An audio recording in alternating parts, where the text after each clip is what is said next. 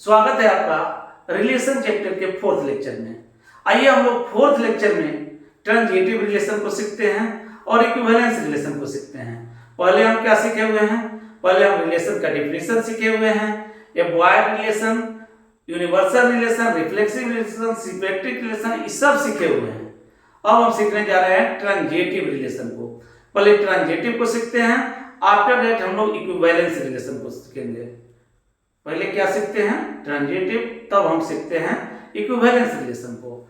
आइए हम पहले ट्रांजिटिव का डेफिनेशन देखते हैं। आखिर ट्रांजिटिव कहते किसे हैं? What do you mean by transitive relation?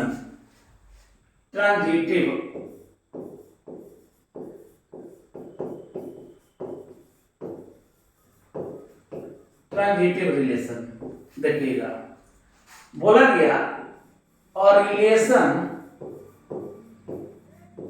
R on set A is said to be transitive relation.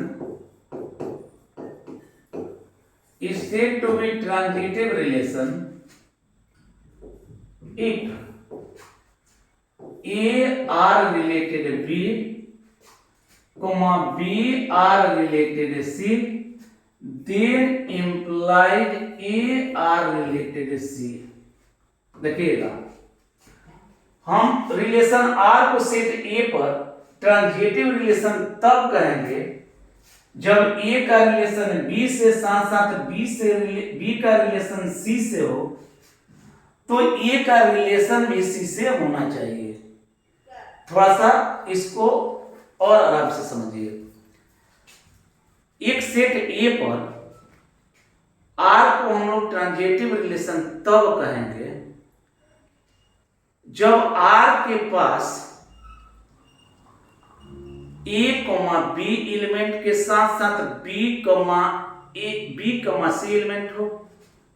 A, B, C, तो निश्चित A, C भी होना चाहिए। A, B है, B, C है, तो A, C भी है, तो समझिएगा कि ट्रांजिटिव है, अदरवाइज ट्रांजिटिव नहीं है। A, B, C, तो A, C भी होना चाहिए, तब जाकर के हम ट्रांजिटिव कहेंगे, अदरवाइज ट्रांजिटिव नहीं कह सकते।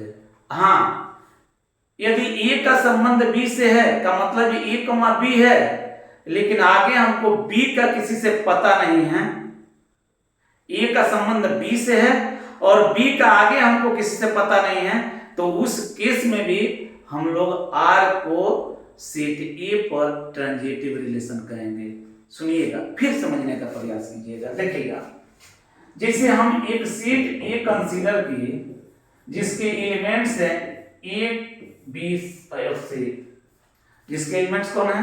A, B एंड C है। अब देखिएगा, इस सेट पर एक हम रिलेशन लिख रहे हैं, और रिलेशन क्या लिख रहे हैं? रिलेशन का एलिमेंट है, रिलेशन में पेयर ऑफ एलिमेंट है किधर से? A, B, C, और यहाँ A, C ऐसे हैं। अब देखिएगा, मान लीजिए कि इस रिलेशन को हम R1 कह रहे हैं, एक और R2 एग्जांपल के तौर पे ले रहे हैं, और यहाँ कह रहे हैं A, B, C, और यहां कह रहे हैं A, B, ऐसे कह देंगे। या आप थोड़ा देर के लिए इसको खत्म कर दीजिए, हटा दीजिए।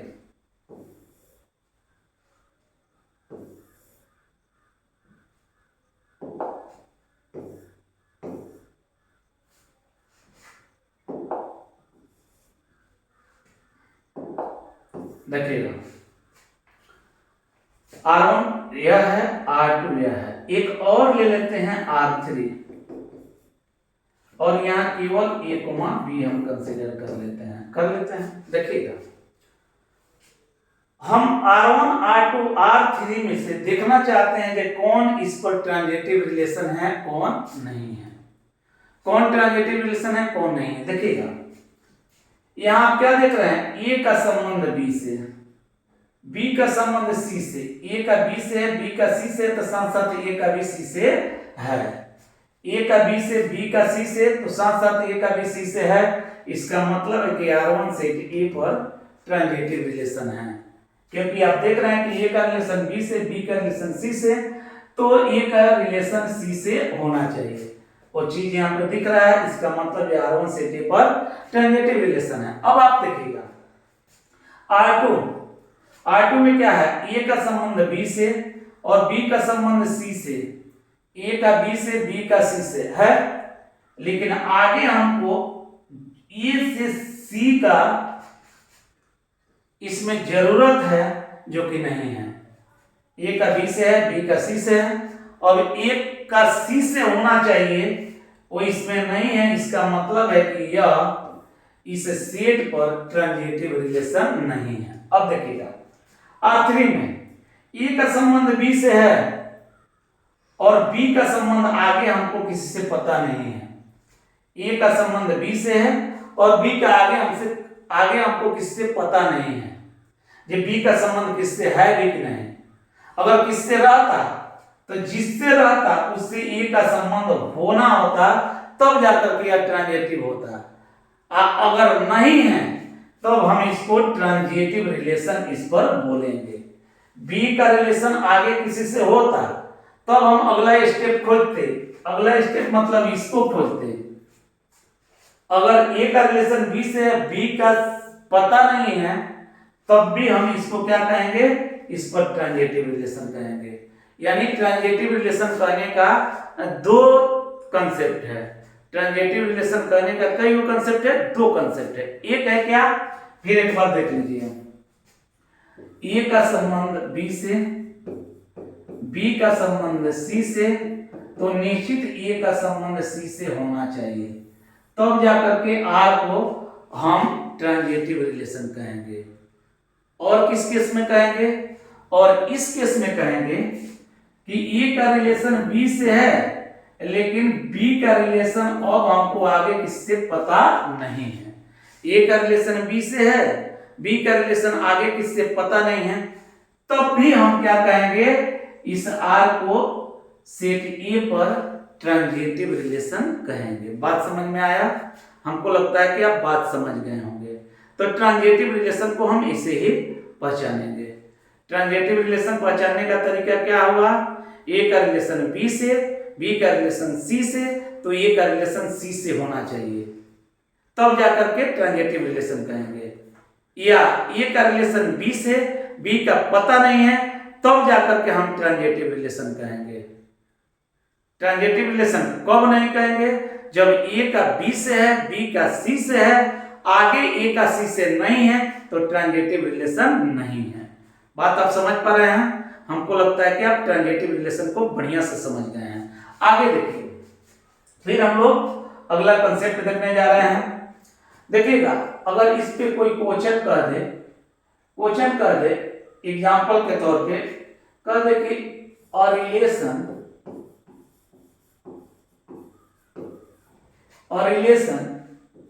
इक्वल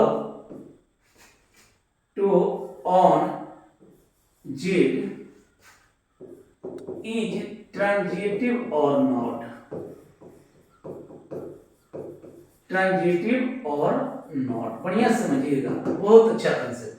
ये ट्रांजिटिव है कि नहीं है का मतलब क्या, ये एक रिलेशन है। रिलेशन कौन है, इक्वल, किस पर, जेड पर। जेड होता क्या है, इंटीजर का सेट। इंटीजर के सेट पर इक्वल जो कंसेप्ट दिया गया, इक्वल जो रिलेशन दिया गया, यह ट्रांजिटिव है कि नहीं है। हम करेंगे क्या, हम क्या करते हैं, पहले यहाँ जेड को थोड़ा सा अपने भाषा में कंसीडर कर ले रहे हैं। ठीक है, जेड का मतलब होता है set of integers. Set of integers में क्या आता है, बहुत सारा पॉइंट, इसमें -2, -1, 0, 1, 2, 3, 10, बहुत सारा टर्म आएगा। अब देखिएगा, हम कह रहे हैं कि इस पर एक रिलेशन लिए हुए हैं, और रिलेशन उस ढंग से लिए हुए हैं कि जो भी हम पेयर ऑफ एलिमेंट ले रहे हैं एक दूसरे के बराबर ले रहे हैं। पेयर ऑफ एलिमेंट एक दूसरे के बराबर। आप देखेंगे यहाँ पर अगर मान लीजिए कि यहां से हम -2 उठा रहे हैं तो -2, -2, फिर -1, -1, 0, 0, 1, 1, ऐसे ही सो ऑन। बात आप समझ रहे हैं। अब देखिए ना, हम इसमें क्या देख रहे हैं, -2 का संबंध -2 से है, -2 का संबंध -2 से है, फिर इस -2 का आगे हम कहीं नहीं देख पा रहे हैं, आगे कहीं नहीं देख पा रहे हैं, तो इसके चलते ट्रांजिटिव हुआ, फिर इसके चलते भी, इसके चलते भी, इसके चलते भी, यानी सबके चलते ट्रांजिटिव हुआ। इसका मतलब है कि R इस सेट Z पर ट्रांजिटिव रिलेशन है। बात आप समझ रहे हैं, बात समझ रहे हैं। ऐसा क्वेश्चन आएगा, आप कह देंगे कि yes this one is a transitive relation on set Z। आगे देखिएगा, एक और एग्जांपल आपको हम दिखा रहे हैं, कह रहे हैं, देखेंगे यहां पे हम कह दें the relation greater than on set of natural number is transitive और नॉट। हम नेचुरल नंबर के सेट पर देख रहे हैं ग्रेटर देन जो संबंध है ट्रांजिटिव है कि नहीं है। थोड़ा बढ़िया से आप देखिएगा, नेचुरल नंबर आप जानते हैं क्या होता है, 1, 2, 3, 4 डैश का सेट नेचुरल नंबर। अब आप इसमें से कोई भी वैसा एलिमेंट उठाएंगे जो एलिमेंट का पेयर उस ढंग से लेना है, जिस एलिमेंट को हम उठाएंगे उसका पेयर उस ढंग से लेना है कि पहला एलिमेंट दूसरा से बड़ा हो, पहला एलिमेंट दूसरा से बड़ा हो। देख लीजिए, हम मान लीजिए कि इसमें से हम उठा ले रहे हैं 4 और यहाँ 3, 4 3 से बड़ा है। फिर ऐसे ही अगर हम यहाँ पे उठा लेते हैं 3 और क्या 3 और यहाँ पे 2 उठा लेते हैं, ऐसे उठा लेते हैं, तो आगे हम इसमें ये भी कह सकते हैं, क्या कह सकते हैं, 2, 1 ऐसे कह सकते हैं। अब देखिए ना, यहाँ 4 ग्रेटर देन है 3 से, 3 ग्रेटर देन है 2 से, क्या मिला आपको, 4 ग्रेटर देन 3, 3 ग्रेटर देन 2। अब अगर हमको 4 ग्रेटर देन 2 मिलता, 4 ग्रेटर देन 2, तो 4 ग्रेटर देन 2 भी इस सेट में आएगा, क्योंकि ग्रेटर देन बोला गया है, तो ग्रेटर देन बोल दिया गया, तो वैसा सारा पॉसिबिलिटी इसमें रहेगा जो यहां से संभव है। तो सारा पॉसिबिलिटी में 4, 2 भी निश्चित आएगा। इसका मतलब है कि अगर 4 ग्रेटर देन 3 है, 3 ग्रेटर देन 2 है, तो 4 भी ग्रेटर देन 2 निश्चित होगा। इसका मतलब है कि यहां पर यह ट्रांजिटिव रिलेशन को शो कर रहा है। तो मतलब इससे समझ लीजिए, अगर मान लीजिए कि रिलेशन में हम ई कह देते कि A greater than B relation हमको दिया गया है, ए ग्रेटर देन बी रिलेशन दिया गया है किस पर, नेचुरल नंबर पर, तो साथ साथ जब ट्रांजिटिव रिलेशन का क्वेश्चन होता है तो इसके साथ हम लोग बी ग्रेटर देन सी भी अपने से कंसीडर कर लेते हैं कि ए ग्रेटर देन बी दिया हुआ है तो बी ग्रेटर देन सी भी दिया हुआ है, ए ग्रेटर देन बी तो बी ग्रेटर देन सी भी दिया हुआ है। अब इन दोनों के सहयोग से हम देखते हैं कि ए ग्रेटर देन सी होगा कि नहीं। तो आप देखिए ना, ए ग्रेटर देन बी है, बी ग्रेटर देन सी है, तो निश्चित होगा ए ग्रेटर देन सी। आप ऐसे भी सोच सकते हैं इसको, जैसे मान लीजिए कि ए ग्रेटर देन बी है और यहाँ पे बी ग्रेटर देन सी है, दोनों को ऐड करें तो इधर ए प्लस बी ग्रेटर देन हो जाएगा बी प्लस सी, से बी भी कैंसिल हो जाएगा, यहाँ मिलेगा ए ग्रेटर देन सी। आप क्या समझ रहे हैं, आप समझ रहे हैं कि A greater than B, B greater than C, तो निश्चित ए ग्रेटर देन सी आ रहा है। इसका मतलब है कि ग्रेटर देन जो कंसेप्ट दिया गया, जो रिलेशन दिया गया सेट नेचुरल नंबर पे या चाहे कोई भी सेट हो, ग्रेटर देन कंसेप्ट दिया गया, ग्रेटर देन रिलेशन दिया गया, तो वह निश्चित ट्रांजिटिव रिलेशन को शो करता है। का मतलब यह ट्रांजिटिव रिलेशन है। क्या है, ट्रांजिटिव रिलेशन है। इसको अगर कोई पूछे कि ट्रांजिटिव रिलेशन है कि नहीं है, तो हम कहेंगे कि निश्चित ही ट्रांजिटिव रिलेशन है। कोई दिक्कत नहीं।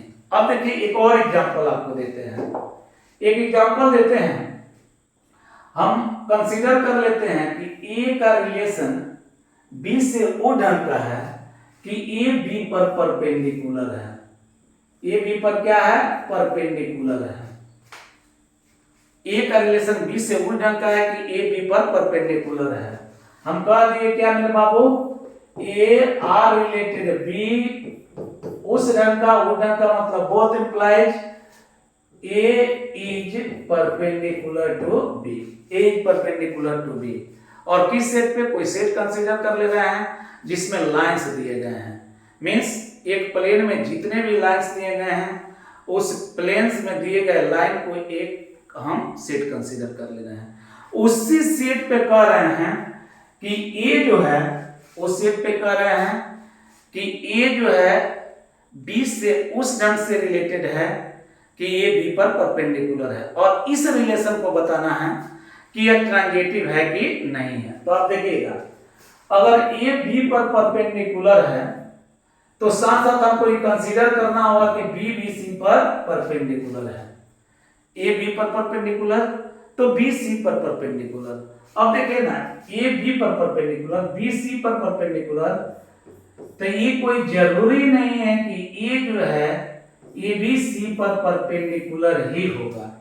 ए बी पर परपेंडिकुलर, बी सी पर परपेंडिकुलर, तो ये कोई जरूरी नहीं कि ए सी पर परपेंडिकुलर ही होगा। इसका मतलब है कि यहाँ पर ए का रिलेशन बी से है, बी का रिलेशन सी से है, लेकिन ए का रिलेशन सी से नहीं है। इसका मतलब हो गया कि R is not a transitive relation on a given set, R is not a transitive relation on a given set। तो बात आप समझ रहे हैं। तो इस तरह से हम लोग ट्रांजिटिव रिलेशन को समझ सकते हैं। आई होप आप लोग ट्रांजिटिव रिलेशन को बहुत बेहतरीन तरीका से समझ गए होंगे। अब आइए हम थोड़ा सा इक्विवेलेंस रिलेशन की चर्चा करते हैं। आ जाइए, देखिएगा इक्विवेलेंस रिलेशन को थोड़ा सा हम इस ढंग से समझ लेते हैं। देखिएगा, यहां है इक्विवेलेंस रिलेशन,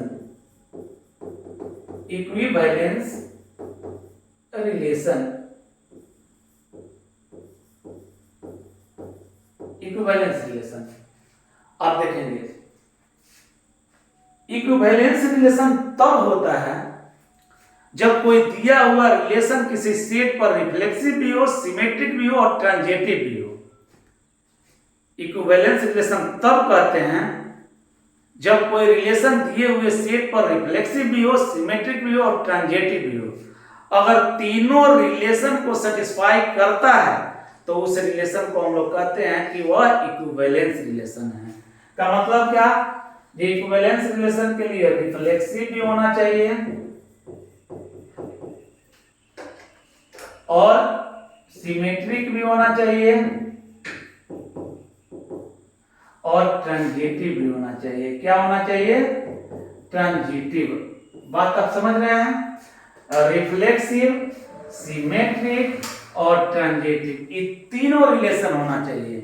अगर तीनों रिलेशन है तो हम कहेंगे कि यह इक्विवेलेंस रिलेशन है, अदरवाइज इक्विवेलेंस रिलेशन नहीं है। कोई कोई रिलेशन आप देखेंगे रिफ्लेक्सिव हो जाएगा, सिमेट्रिक हो जाएगा, ट्रांजिटिव नहीं होगा। तो रिफ्लेक्सिव हो जाए, सिमेट्रिक हो जाए, ट्रांजिटिव नहीं रहे, तब हम फिर कहेंगे कि इक्विवेलेंस रिलेशन नहीं है। यानी तीनों में कोई दो हो जाए, तीसरा नहीं हो तो इक्विवेलेंस रिलेशन नहीं हो सकता। यानी इक्विवेलेंस रिलेशन होने के लिए निश्चित है कि तीनों रिलेशन होना चाहिए, यानी तीनों रिलेशन को सेटिस्फाई करना चाहिए। आप थोड़ा बढ़िया से देखिएगा, देखिए तो थोड़ा सा, अगर मान लीजिए कि हम एग्जांपल के तौर पे एक यहाँ पे सेट कंसीडर कर लेते हैं जिसका एलिमेंट 1 2 3 है, ऐसा कंसीडर कर लिए, और इसी पर एक रिलेशन R यहाँ पे लिख रहे हैं जिसमें पेयर ऑफ एलिमेंट इस ढंग से है। देखिएगा 3,3 और यहाँ पे 1,2 2,1 ऐसे हम दे देते लेते हैं, देख लीजिए बढ़िया से। पूछ रहे हैं कि यह रिलेशन इस सेट ए पर इक्विवेलेंस रिलेशन है कि नहीं है। तो पहले आप देखेंगे कि रिफ्लेक्सिव रिलेशन है कि नहीं है। रिफ्लेक्सिव में क्या देखते थे कि सेट ए जिसपे यह रिलेशन पूछा गया है कि इक्विवेलेंस है कि नहीं है, उसमें हम देखते थे, क्या देखते थे मेरे बाबू, कि सेट ए में जितने एलिमेंट है उनका अपना सेम पेयर है कि नहीं है। तो 1 का सेम पेयर, 2 का सेम पेयर, 3 का सेम पेयर, इस सब का सेम पेयर है। इसका मतलब क्या है कि आप जो है इस पर रिफ्लेक्सिव रिलेशन है। अब सिमेट्रिक को देख लेते हैं। तो सिमेट्रिक कैसे पहचानते थे? सिमेट्रिक पहचानने का तरीका ये होता था, ए का रिलेशन बी से तो बी का रिलेशन ए से। आप देखिएगा पेयर ऑफ एलिमेंट अगर सेम हो, सेम नेचर का हो, 1 1 2 2 3 3 इस तरह का हो, तो इसके चलते सिमेट्रिक रिलेशन हो जाता है। क्योंकि 1 का 1 से आप देखिए ना, 1 का 1 से, और फिर आपको पूछ रहे तो इस 1 का संबंध इससे है, तो आप इसे भी लिख सकते हैं 1 का 1 से। तो फिर यहाँ पर 1 का 1 से दिया हुआ है, इसका मतलब है क्या, ये सिमेट्रिक रिलेशन है। यानी इसके चलते सिमेट्रिक है, इसके चलते भी सिमेट्रिक है, इसके चलते भी सिमेट्रिक है। अब इसके चलते 1 का 2 से तो 2 का 1 से है, इसका मतलब कि इसके चलते भी सिमेट्रिक है, मींस आर इस सेट ए पर सिमेट्रिक रिलेशन भी है। अब देखते हैं ट्रांजेटिव। तो ट्रांजेटिव का कांसेप्ट क्या आता था? ट्रांजेटिव में 1 का 1 से है, आगे 1 का पता नहीं, तो इसके चलते ट्रांजेटिव। 2 का 2 से आगे 2 का पता नहीं, ट्रांजेटिव। 3 का 3 से आगे 3 का पता नहीं, ट्रांजेटिव। 1 का 2 से, 2 का 1 से, तो 1 का 1 से होना चाहिए जो कि यहाँ पर है। इसका मतलब है कि ये भी ट्रांजेटिव रिलेशन को भी फॉलो कर रहा है, मतलब यह ट्रांजेटिव रिलेशन को भी फॉलो कर रहा है। इसका मतलब क्या है? This one also is a transitive relation on set ए। मतलब यह रिफ्लेक्सिव भी है, सिमेट्रिक भी है और ट्रांजेटिव भी है। इसका मतलब है कि इसको हम कह सकते हैं कि सेट ए पर एक इक्विवेलेंस रिलेशन है। कैसा रिलेशन है? इक्विवेलेंस रिलेशन है। तो आई होप आप इक्विवेलेंस रिलेशन को भी बहुत बखूबी समझ रहे हैं। कैसे नहीं समझेंगे? आपको बता दिया गया कि अगर तीनों रिलेशन हैं, रिफ्लेक्सिव, सिमेट्रिक, ट्रांजेटिव, तो वह इक्विवेलेंस रिलेशन है। हम आशा करते हैं कि आप इन बातों को बहुत बखूबी समझ गए हैं। फिर आपको हम डिस्कस करेंगे नेक्स्ट वीडियो में, आगे के जो भी कंसेप्ट है रिलेशन का उसको डिस्कस करेंगे। आइडेंटिटी रिलेशन बताएंगे, उसके बाद से ना आपको एंटी सिमेट्रिक रिलेशन बताएंगे और सारे कंसेप्ट को डिस्कस करेंगे। फिर मिलते हैं नेक्स्ट वीडियो में, तब तक के लिए that's all, thank you very much.